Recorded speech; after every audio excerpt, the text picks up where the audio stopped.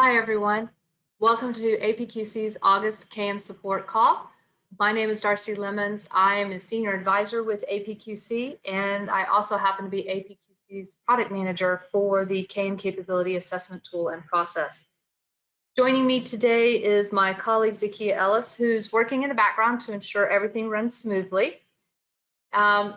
And I just want to say that every month we're going to focus on a different category of capabilities in our assessment tool.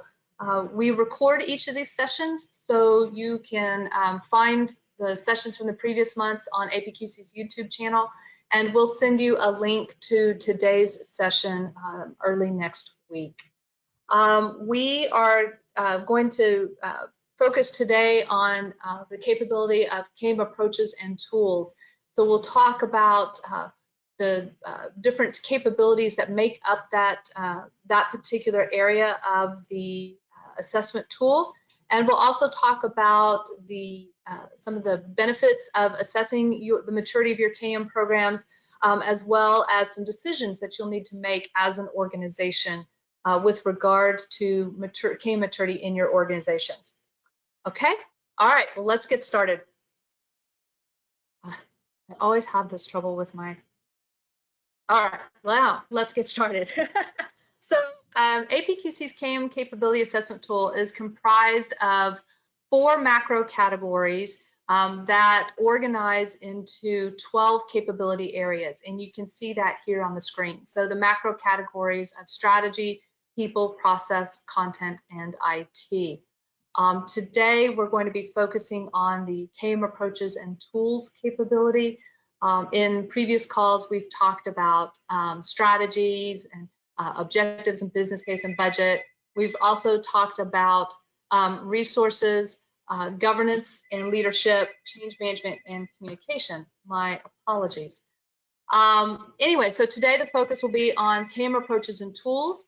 And just a quick history lesson before we delve into that. I just want to say that our KM Capability Assessment Tool actually complements APQC's 5 levels of knowledge management maturity, which we'll talk about in a few minutes.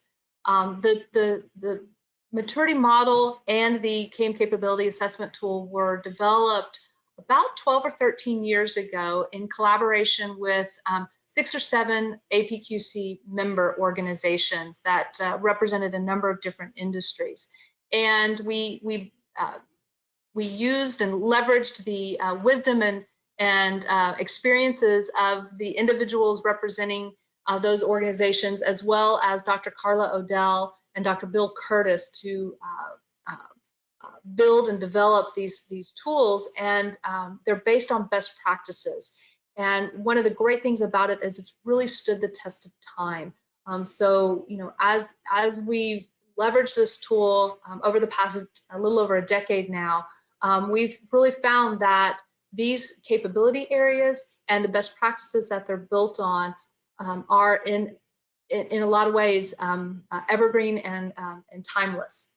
So, but enough about the history. Now let's talk about the KM approaches and tools capability. So the next couple of slides show the capability statements that comprise this area of APQC's KM Capability Assessment Tool, and we've got them organized into the 5 maturity levels. So you see levels 1 and 2 here, and 3, 4, and 5 will be on the next couple of slides. Typically, what we tend to see in organizations at a level 1 maturity with regard to their different approaches is that, you know, at that level 1, things tend to be more, they're inconsistent. Our approaches to sharing knowledge and collaborating with each other, connecting with each other for those purposes tend to be kind of specific to the department or team that we're working within. They tend to be very ad hoc and reactive in nature. And they can look wildly different across those different departments and teams. But overall, what we tend to see is that there's a lot of storytelling, a lot of one-to-one exchanges, or sometimes one-to-many exchanges. So, you know, this is when, you know, we're exchanging stories and experiences in our team meetings, or over lunch, or maybe at the water cooler or for a drink after work, or that's when we'll do it again when we can all get back and be safely face to face again, right? But anyway, that's, it's those exchanging of experiences and those kind of war stories, if you will, that we tend to see a lot of at level 1 without any real formal or consistent approaches to enabling that in our organizations. And then as organizations mature and move into level 2, what we tend to see is that they have implemented some CAIM approaches to support knowledge flow. And some of the more typical or traditional ones tend to be things like communities of practice, lessons learned, processes and activities, maybe some knowledge capture and transfer activities. Again, these tend to be still slightly immature. They're not applied consistently across the organization, and the methodology, how people go about doing these things, tends to be a little different, right? And a lot of times in organizations at level 2, they're still testing these approaches. So if they hadn't already had communities in the organization, for example, they might design and launch 2 or 3 communities to kind of test that approach inside their organizations and see how well it'll work, how well will it fit with the culture of the organization, how well will people buy into these approaches and engage in and participate in them, and what kind of benefits do we start seeing as a result of that. And so while that's happening, we also tend to see at level 2 this kind of focus on identifying our core business processes, right? Those critical to the operations of the organization that require some additional support or enablement to improve the flow of knowledge through those processes, to ensure that the necessary knowledge and information is moving consistently and in a timely fashion through the steps of these processes. This is an important part of the development of our CAM programs, because of the fact that we want to, or I should say, we are in service to the business of the organization. CAM is in service to the business of the organization. So we need to focus on what are those things that the business considers to be most appropriate? What are those processes and related workflow activities that are critical and to which we need to pay some attention to enable that knowledge flow? Now, one of the techniques that organizations often use to do that is knowledge mapping. And knowledge mapping is a really, it's both a simple yet complex, can it be both at the same time? I think so. It's a simple and yet complex technique to use to help visualize knowledge flow through your organization. And you can see this is on the screen, a screenshot from a real life knowledge map that we created here at APQC. And it's based on the APQC new hire process. And essentially what a knowledge map helps you do is it basically helps you think about your processes, your process steps, and the activities that align with those process steps. And then in a series of questions, it helps you think about the knowledge that is needed to perform those activities and complete those process steps. So you see here things like, what knowledge is needed to perform this activity, who owns the knowledge, who or what are the sources of knowledge or expertise in support of that activity. Is it tacit or explicit? So is it explicit and documented somewhere, or is it tacit and it's all in people's heads? Where is this knowledge kept? If it's not in heads, if it's explicit, who can validate that it's up to date and accurate? And then are there any gaps associated with that knowledge? So knowledge mapping is a really good technique for identifying the knowledge that is critical to our core business processes, and then to identify any those gaps or risks associated with that knowledge inside of our organizations. And we see a lot of knowledge mapping happening at level 2 as we're working in the organizations to say these, identify those core processes we want to focus on, and then understanding the knowledge that goes with them, so that we can ensure that we're bringing that knowledge as close to the point of work as possible. And then as we move up into level 3, what we tend to see as a hallmark at level 3 is you start seeing more standardization of your knowledge flow processes and your CIM approaches.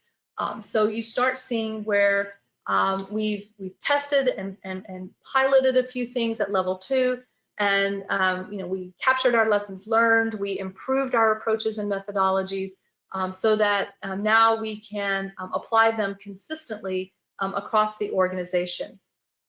So some other things that we tend to see at level 3 is usually there's some type of, I call it a CIM resource center that is developed inside the organization to provide people with a place to go to educate themselves on knowledge management. So basically, a lot of times we see there articles on knowledge management, case studies, maybe some presentations, and other resource materials to that anybody can go and access.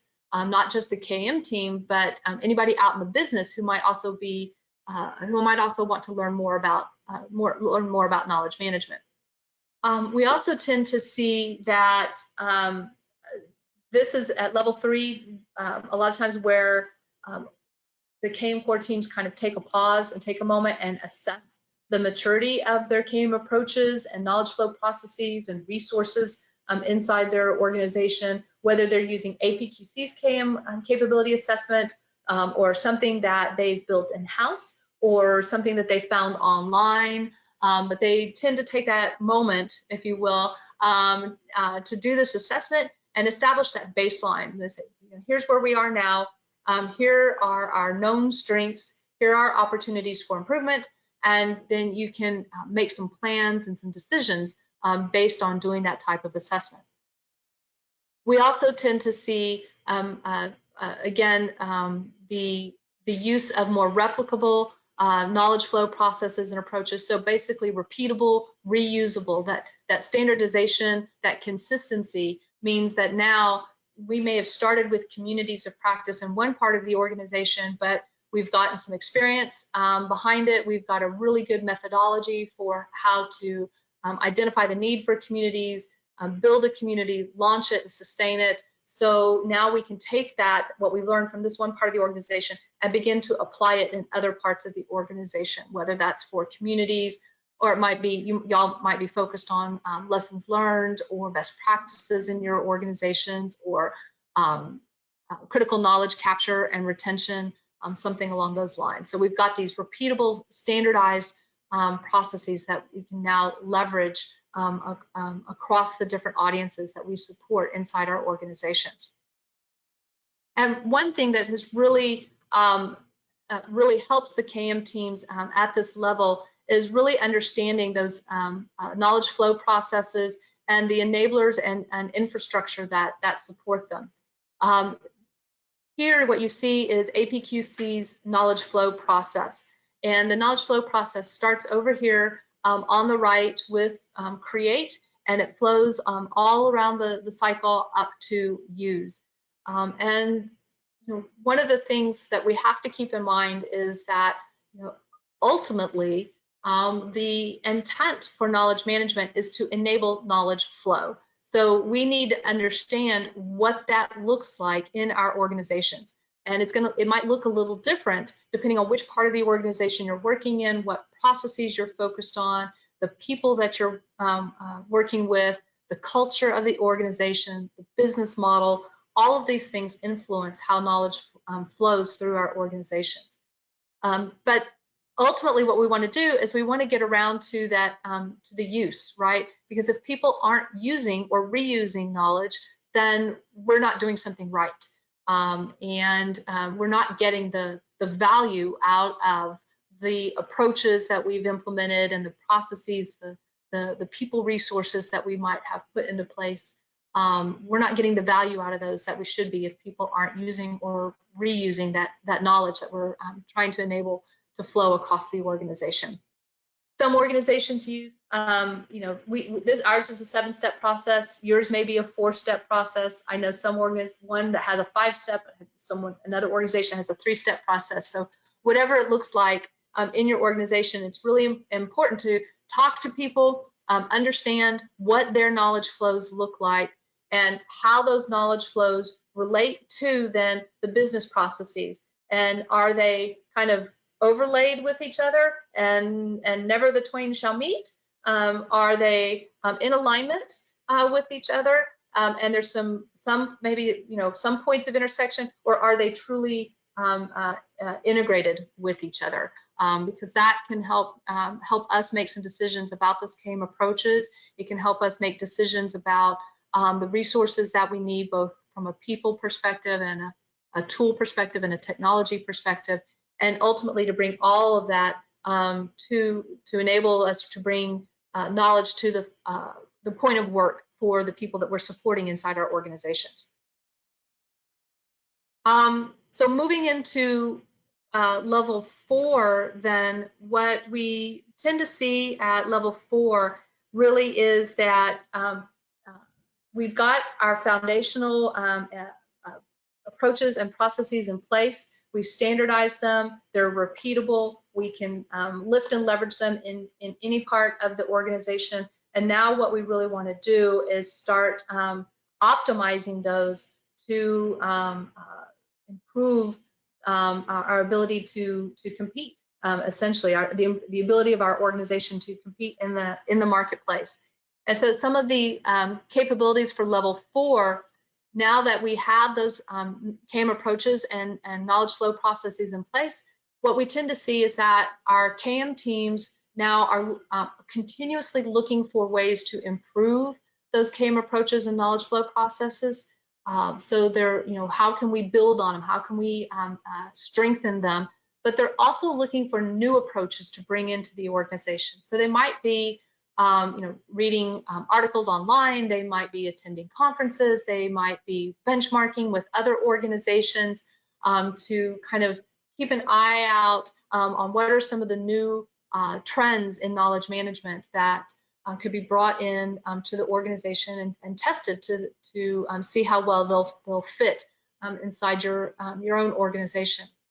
Some of the more recent trends, I think, over the past 4 or 5 years have been things like being able to collect and use data. So real focus on analytics in our organizations. Also, just real big leaps forward in our technologies in terms of being able to collaborate with each other and being able to leverage things like cognitive technologies and artificial intelligence and things like that to help us improve our content management and get it pushed out to individuals, improve our ability to bring the right knowledge to bear to make decisions and things like that.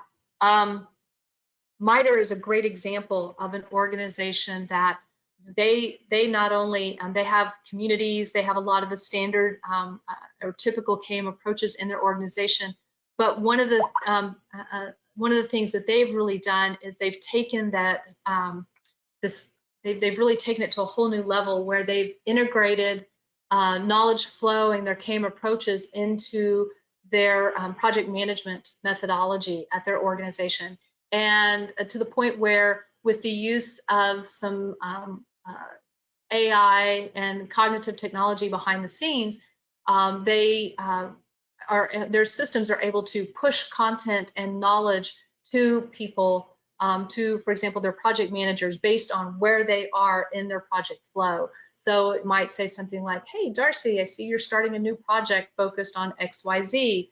Have you looked at these lessons learned to see if there's anything here that might be applicable to help you in your project? Or have you talked to Dr. So-and-so in the R&D department? She has worked on she has done some research recently that could have some impact or influence on your project. So you might want to talk to her. So it's really cool, some of the things that they've been able to do For those of you that are members of APQC, we have a profile or a case study on MITRE in our resource library. Suggest you go check it out because it's really cool what they're doing. Some other hallmarks of level 4 include a portfolio of standard approaches and products and services that the KM team provides to the organization. So probably some of you, maybe if you're familiar with our previous research, you know that for years now we've been saying, you know, it's a successful KM program leverages multiple approaches and processes and systems. It's where it's not just doesn't focus just on wikis or just on communities of practice or just on expertise location, but it's a combination of these types of approaches in order to meet the needs, the knowledge needs of the business and the people who are executing our processes. And then finally, at level 4, what we see is that the KM teams working, a lot of times working in conjunction with HR, have started developing or have these competency maps for not only for the KM team, but for people out in the business who are doing critical knowledge work. So these competency maps include everything from, you know, defining the roles and responsibilities, but also the skills and capabilities that are needed. And they have integrated knowledge sharing and collaboration skills and capabilities into these competency maps for members of the KM team, but also these people who have these critical knowledge roles out in the business. And that means I'm not just talking about people with KM in the title, like someone who might be a KM advocate or a KM champion, but this could include, for example, you know, salespeople who need to know everything there is to know about their clients and the previous history with the organization before they go into a conversation, right, with that client. This could include scientists and engineers who are working on and developing new products and services for the organization to take to market. And so they are, you know, in essence, stewards of knowledge inside of our organizations. And then as organizations get into level 5, what we see is that not only do we have this portfolio of KM approaches and processes and services, but we've actually taken that those approaches, et cetera, and really begun to integrate them with other core disciplines in the organization. So this might include things like your process improvement or continuous improvement framework and practices in your organization, quality, organization development, learning approaches, and so it's not just that KM is there to support them, but now we've really looked at those disciplines and their methodologies and said, where are there opportunities to bring KM, our KM approaches and services and et cetera in to enhance and improve these other disciplines inside the organization. I want to say, I think it's Nextera, if I'm remembering correctly, they had took their KM team worked really closely with the I don't remember if they called it learning and development group, but in essence their learning and development group, I don't remember what they formally called it, but they worked really closely with them, and what they did was they identified opportunities with regard to the internships and rotational assignments and other activities that might be offered to high potential individuals inside the organization. And they wove different KM opportunities, knowledge sharing opportunities into those types of assignments for these individuals. And so that it starts, and by doing so, they started really weaving KM into, they took that next step, I should say, to weave KM into the culture of the organization.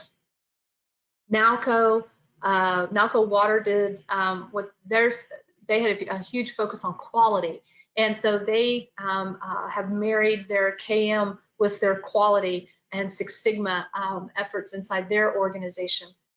to bring the best of both worlds to support the business of Nalco Water. And I could name off some other examples as well. And we have profiles on both of those available in our resource library if you're interested in checking them out and learning a little bit more about those organizations. And then finally, ultimately at level 5, what we see is that CAM has really become a core competency of the organization. So it is woven into the disciplines, right? It's woven into our business processes and the way we work. And really, knowledge management is viewed as being core to reaching our organization's strategic goals. So, a great example of that comes to us from Shell Oil. When they initially launched their KM program many years ago, it was to focus on and address some of the knowledge risks that they were seeing through their workforce demographics. A lot of people were retiring. They also had other people leaving the organization, and so there was a lot of knowledge loss or knowledge at risk due to those things going on.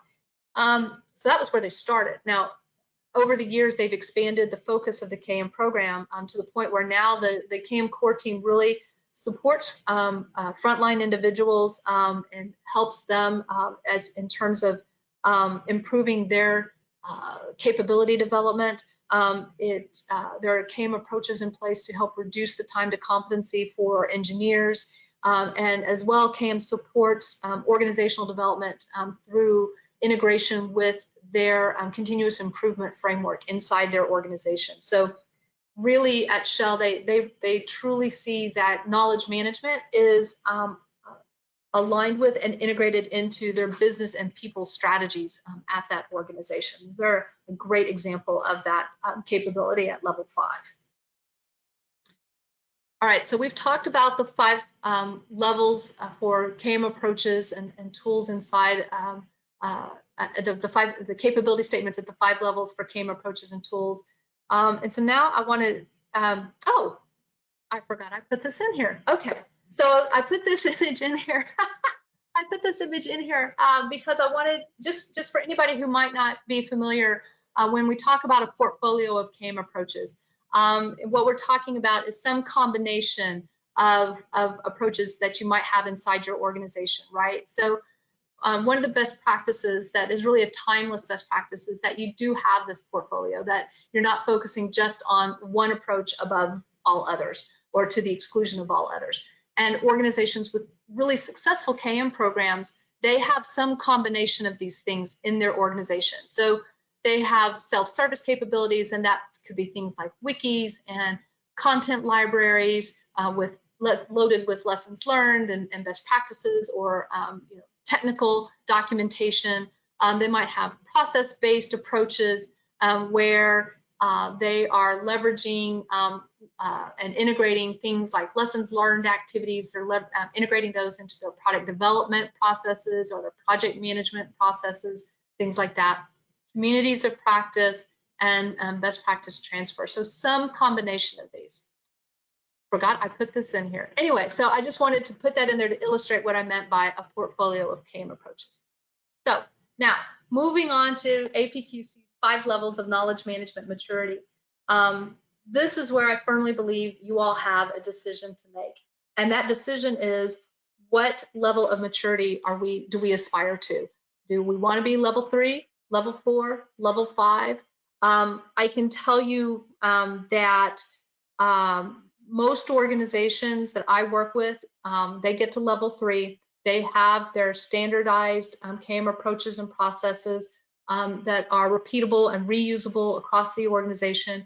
They've got their resources in place across the organization, advocates and champions and people out there who are doing KM stuff, even if they don't have KM in their title. And they get to that point at level 3 and they really start seeing the benefits of knowledge management, and they're like, you know what, we're good. We're gonna kind of maintain at this level 3. It's not to say that they won't bring in and try new approaches or continue to improve and strengthen the capabilities and approaches that they've put into place already, of course they'll do that. So they might go up into a level 4 in some areas, but they're like level 3, that's where we want to maintain at. Other organizations, typically professional services organizations, really focus on getting up to that level 4 and level 5. I mean, after all, knowledge is their business. So they really see the benefit of really getting up there to that level 5, where they're able not only to have these standardized processes and approaches to support knowledge flow in their organization, but they also are able to optimize on their knowledge and innovate on it in support of their clients and in support of growing the business of the organization. But you all need to have that conversation internally in your organizations to say, where do we aspire to get to? What level of maturity makes the most sense for us and our culture and our business model in our organizations? It takes a lot of effort to get to level 3. We hear this all the time from companies that we work with, and it takes even more effort to get to level 4 and level 5 and be able to sustain at level 4 and 5. And that's why we see so few organizations that achieve a level 5 maturity across all 12 CIM capabilities in our assessment tool. It takes a lot of resources, it takes a lot of money, quite honestly, to be able to do that. And so, level 3 may be the place, or there may be a really strong business need for you all to, and driver for you all to get to level 4 and level 5. But you need to have that conversation inside your organizations to make that decision, and to then be able to put plans in place around it. So there are, regardless of where you are right now in your maturity, and regardless of where you aspire to be at some point in the future, there are benefits to assessing the maturity of your CIM capabilities in your organizations. And I'm not just saying that for the sake of saying it because I happen to be the product owner of APQC's CIM Capability Assessment Tool. We actually conducted some research a few years ago, and we took all the data that we had collected to date through our CIM Capability Assessment Tool and did some statistical analysis on it to look for, what are those drivers or accelerators of knowledge management maturity, and what are some of the benefits and connections that we start seeing, synergies that we start seeing between the different capabilities. And you can see some of the results here on the screen. Organizations that regularly assess their CIM maturity, these are some of the things they're more likely to achieve than organizations that either never do it or do it kind of in a one and done fashion. So you can see, they're more likely to be able to enhance their capabilities, so improve their existing capabilities and take them across from where they started in the organization to other business areas, if so desirable, in their organization. They're more likely to then, as part of that, enhance and improve on that CIM infrastructure. So, and I'm not just talking about the IT infrastructure, but your governance infrastructure, your people resources, and your processes, etc. You're more likely to be able to improve and build on those, and as well as your CIM competencies in response to demand and need from the business and the organization. You're more likely to be able to truly embed knowledge management into those core business processes, and you're much more likely to be able to, through a business case, be able to get the support to do all of these things, right, to expand your CIM program. So there's some real benefit to assessing your maturity, whether you're using APQC's assessment tool or some other tool that you might find out in the market. And then the other benefits, here's some other benefits that we've also seen, and these are ones that I've heard about, that people have shared about in conversations with me after the completing APQC's CIM Capability Assessment Tool. And in conversations, asking, when I talk to them and ask them, what has it helped you do? You completed the assessment tool, you took the results back, analyzed them, And then what did you do with those results? How did they help you in your organization? And so they've told us that really completing the assessment tool really helped them understand where their strengths were, where they had opportunity for improvement, where they had opportunity to make some choices, to make some decisions, right? And then use it as a decision-making framework, use it to help build a plan to move from one level of maturity to another, use it to help develop business case for further investment, use it to help measure progress against their KM KPIs. And then it also helps just in terms of establishing that kind of shared vision for KM and communicating it inside the organization. Because a lot of times when they're completing the assessment tool, it's someone on the KM team who's completing it, but most of the time they're not completing it in isolation. They're reaching out to their colleagues out in the business to ask them, hey, what are some of the things you're doing? You know, here's these capabilities. What does this look like in your part of the business? What are some of the things that you're doing? And having those conversations, and it really helps go towards building or maybe reinforcing that shared vision for knowledge management inside the organization. I know of an organization right now that the person who's completing the assessment tool, she's working with people in 15 different business units to collect information from them in preparation for submitting their assessment. So just wanted to share some of those benefits with you. So in case you have somebody, you know, maybe your sponsor or somebody, a business leader in your organization who's saying, well, why are you doing this assessment thing? Why do you think it would be important for us to do? Well, here's a few reasons why and how it can, why you should do it and how it can benefit you in the long run. This table is this table is basically is a snapshot of 3 different KM programs from 3 mature organizations. They've each had their KM program in place for at least a decade. In Schlumberger's case, it's more than 2 decades. Fluor is probably coming up on more than 2 decades, and Merck is somewhere between the 15 to 20 year mark, I believe. And you can see here, looking here at these snapshots, you know, all 3 of these organizations have a definite defined value proposition or business need for KM in their organizations. You can see that, you know, for Fluor, it's to enable knowledge flow to support product line priorities. They've integrated it in with their functional excellence strategies and activities. Schlumberger supporting operational efficiency and service delivery. Merck, another one with operational efficiency and also innovation and people development. These organizations also have over the years documented the results that they've seen and achieved with KM, and so you know, they've been able to through doing that, they've been able to leverage those results and the stories that go with them in order to continue to receive support from the business, from executives in their organizations, as well as be able to build business cases to expand their programs and get resources to do that over time.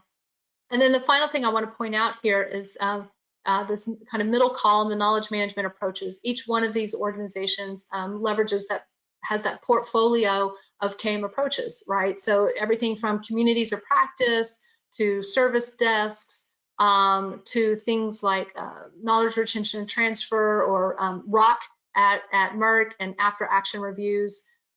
They've got bulletin boards, discussion forums, online lessons learned repositories, expertise location, all kinds of things going on inside their organization in support of knowledge management and in support of enabling knowledge to flow through and in support of core business processes that are important to the organization.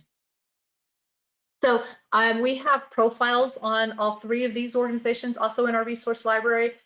We also have, I forgot to mention a moment ago when I was talking about the benefits, We have profiles on several organizations that have completed APQC CIM Capability Assessment, that in those profiles it talks about why they took the assessment and specifically describes the benefits that they received from it, and the actions, even more importantly than the benefits, the actions and things they were able to do as a result of completing the assessment and analyzing the results. So I encourage you to go and check out those profiles in our resource library. Okay, so I've been talking all this time about our CIM Capability Assessment Tool, and I have to tell you, right now, it's not available. This is a temporary situation, y'all. We, these past few months, have been working to modernize and update the CIM Capability Tool, Assessment Tool, in terms of its, I guess you could say, features and benefit, or not benefits, but features and capabilities. So it's still the same 4 macro categories and 12 capability areas that you'll find in there, but the look and feel is different. It should be much easier in terms to take, in terms of the fact that it won't take you as long as the previous version did, you'll still probably have to have some conversations, internal conversations, to respond to the questions and statements in the assessment tool. But it's just a much easier to complete now. It's questions and answers as opposed to what it used to be, where you had to do a lot of writing in it. You don't have to do that anymore. So it is under construction, but it will be available in beta form for you all very shortly, like in the next week or 2, I believe. I wish I could give you a specific date, but I checked right before this call and we didn't have that, so I can't promise it to you by September 1st, for example. No. But we will, as soon as we can, we'll get it online and in beta form, make it available to all of APQC members. This is an APQC member benefit. And so we're, that is the focus for our assessment tool. It's not to say that non-members won't be able to take it. You will be able to take it at some point, but it's fee-based. So right now, member only, complimentary as part of your membership. So we look forward and hope that several of y'all will go check it out in the beta form. We'll post it and we'll make an announcement that it's available. So stay tuned, if you will, for that announcement coming to an inbox near you. And then as I start to wrap this up and bring us home, I just want to say that we love to recognize CIM teams for their achievements, I should say, in knowledge management. You all work really hard to build your CIM programs inside your organizations. And we know that. We know it's a lot of hard work. And so we want to recognize those teams who have put that hard work in and have achieved a level 3, 4, or 5 maturity based on our CIM Capability Assessment Tool. So what do you got to do to get that recognition? Complete the assessment tool when it becomes available. You'll get a report back, and if your organization has achieved a level 3, 4, or 5 maturity with regard to your CIM capabilities, we will reach out to you and let you know and acknowledge that, and that starts the whole recognition process, which could include interviews, a case study on your program, highlighting you all in one of our monthly webinars, highlighting you at a future CIM conference, all kinds of opportunities for recognition once you've achieved that level 3, 4, or 5. And so we look forward to seeing you all appearing on this list sometime in the future. This is a list of organizations that we've recognized in the past 2 years. Our Excellence in Knowledge Management recognition actually started in 2019. So we had our second year this year. Some of our more recent recipients recipients include Arup, Capital Group, NATO's Communication and Information Agency, the PTT Exploration and Production, SNC Lavalin, the U.S. Central Command. Let's see, who else on there?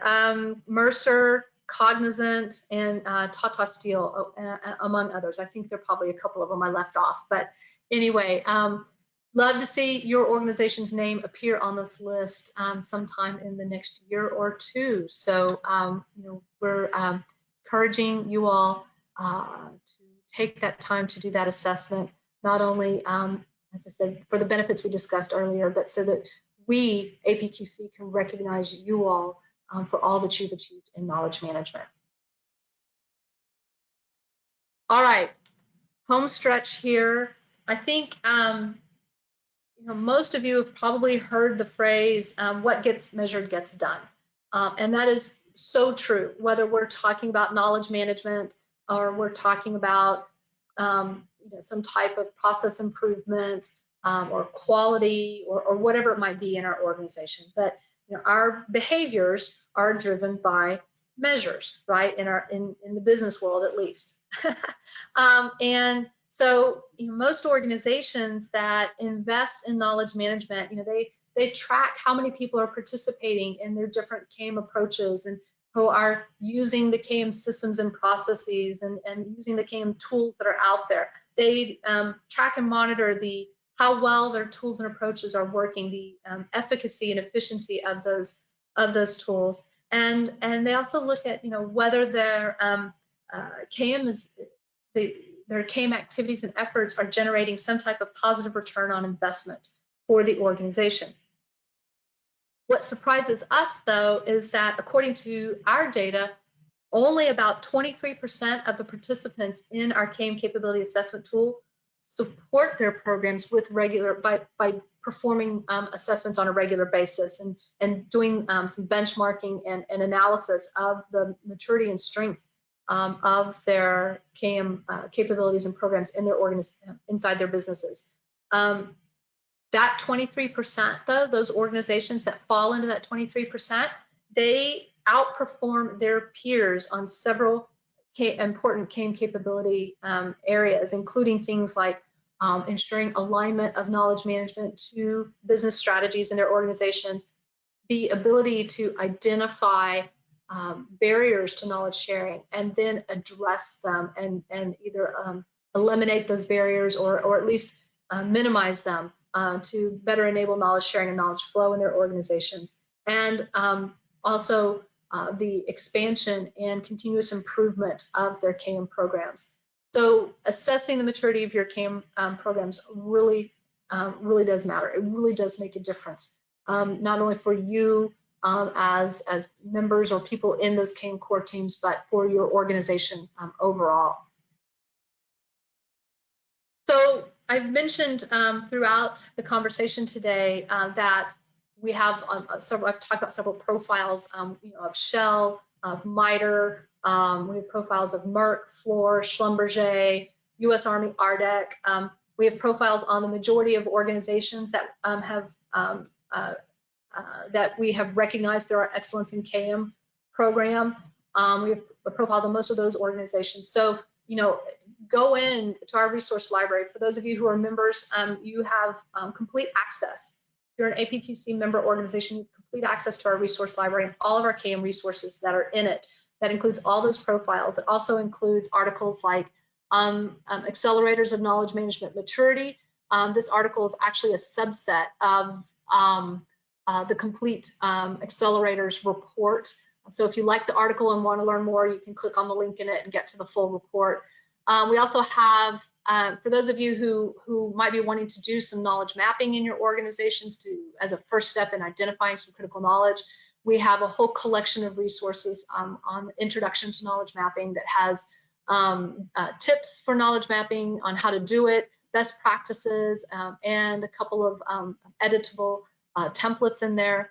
I also encourage you to check out our knowledge flow process framework, which lays out the 7 steps of our knowledge flow process and has examples or real life examples from different companies on how they've implemented those steps inside their organizations. And then also CAM's, our CAM portfolio assessment process, which I think is like a 6 or 7 step process. I should know, I helped write it, but I'm blanking out on it at the moment. But anyway, it's a really neat process that really, what it helps you do is say, are we focused on the right business opportunities? Are we focused on the right business needs? And given that if we've identified the right business needs, do we have the right CAM approaches or processes or systems and tools in place to address those business, the knowledge needs of the business? And really helps you think through that connection between the CAM approaches and the business needs, so that there can be that alignment and possibly even that integration. So just my way of saying, please go in and check out the resources available to you all as part of your membership. All right. Z, if you have any questions, we have a few minutes left. Be happy to take any questions. You can either raise your hand or type your question into the question area, and Zakia will help me by opening up lines and sharing those questions with me so that I can talk to them. Hey, Darcy, I don't see any hands raised as of yet, and I don't see any questions that have come in. So we'll give them a little bit longer, and then if not, we'll, oh, here's a hand raised. Julie, I'm going to go ahead and open up your line. Hi, good afternoon, good morning. Hello. Can you hear me okay? Hi, so my name's Julie Coles and I'm from Willis Towers Watson. Thank you, Darcy, for this the talk today. It's been really fascinating, and I am about to start a KM capability assessment for the first time ever. So I wondered if you had any kind of top tips for somebody who's so obviously checking out the resources and attending the APQC calls and things like that, but like what's the kind of, for someone who's kind of embarking on this for the first time ever, what would be your top advice? Okay, so advice for taking the assessment? Yes. Yes, okay. Great question, Julie. And so, you know, a couple things to think about when you're first doing this for the first time and getting started. One is to make sure that in the demographics section of the assessment at the very beginning, I mean, there's the typical, you know, your name and company name and all of that, right?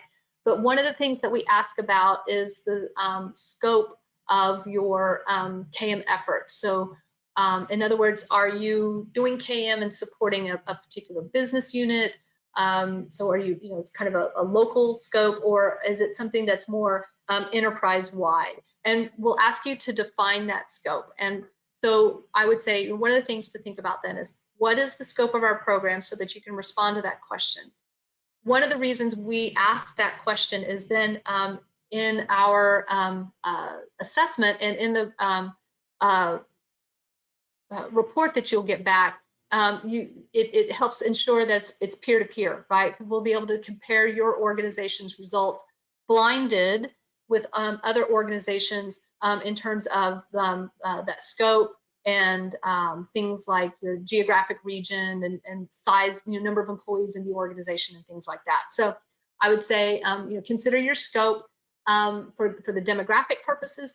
But the other reason to consider it is, as you're going through and responding to the questions in the assessment tool, you need to keep that scope in mind to say, okay, this is what's happening for KM in the area that we're supporting right now, and so that you can be as consistent in your perceptions and in your answers as possible going throughout. And you're not going, well, we're doing, we are not responding on behalf of a specific business unit in one section, and then at an enterprise level in another section. So that scope will help you focus your thoughts and focus your answers, how you answer as you go through the assessment.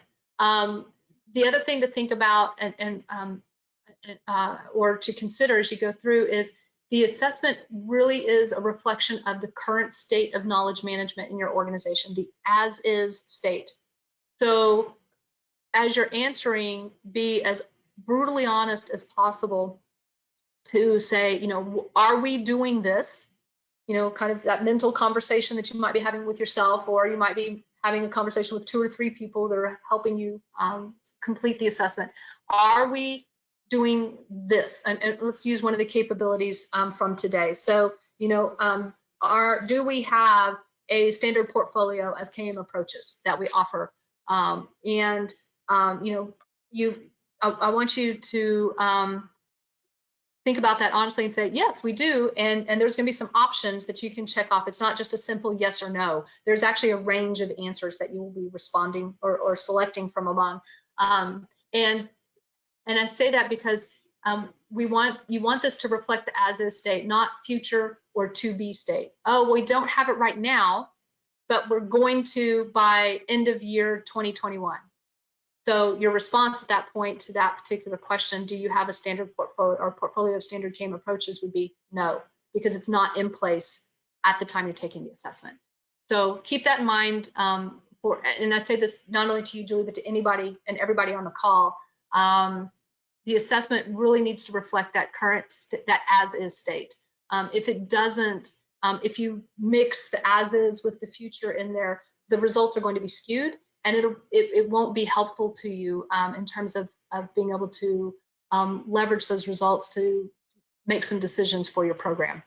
Does that make sense? Yes, that does. That's fantastic. Thank you. Absolutely, absolutely. Any other questions or hands, Zakia? I don't see any right now. Okay. All right. Well, so just let me think of a couple of other things. I'm trying to think of some other tips that I can share with you all. Before we hang up, I just want to say, so the scope, the current or an as-is state. I also want to encourage you not to complete this in isolation, by yourself. If you're not sure of something, talk with other people on your KM team. If you have other people on your KM team, some of you may be a team of one. Reach out to your partners out in the business and confirm, your assumptions with them, so that your responses can be as accurate as possible. Again, that will make the results that much more valuable for you and your organization when you get the report back. And I would say you're probably going to need to allow a couple of hours to do this assessment. There's 150 questions in it.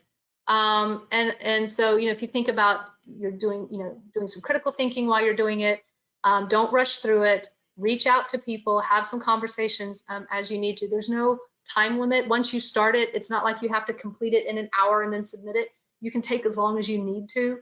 But I say that if your intent is to sit down, one morning and do it, you do need to clear your calendar for a couple of hours at least, and so you don't get distracted while you're doing it. But I sincerely, I look forward and hope to see all of you submitting an assessment sometime in the near future, and I look forward to future conversations with you all. If there's no other questions, Zakia, we can wrap up. Sounds good. Thank you so much, Darcy. Absolutely. We'll talk soon. Have a great one. Yes. Thank you, everybody, for joining us today. We really appreciate it and look forward to seeing you on a future support call or one of our monthly KM webinars. Have a great day, everybody. Bye-bye.